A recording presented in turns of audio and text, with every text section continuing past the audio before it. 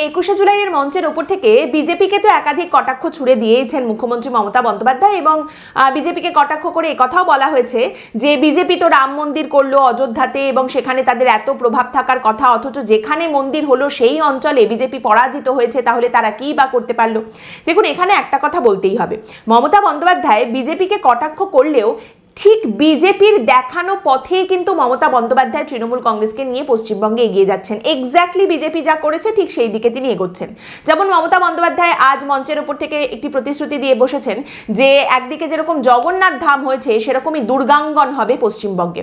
এবার দুর্গাঙ্গন বিষয়টা কি? দুর্গা ঠাকুরের মন্দির হবে নাকি দুর্গা ঠাকুরের জন্য কোনো মিউজিয়াম, দুর্গাপুজোর মিউজিয়াম যেরকম আমাদের একটা অলরেডি পশ্চিমবঙ্গে রয়েছে সেরকম কিছু হবে, সেটা এখনো পর্যন্ত পরিষ্কার নয়। কিন্তু একটা মন্দির হয়েছে, তারপর হয়তো আরেকটা মন্দিরের প্রতিশ্রুতি তিনি সামনে রাখছেন।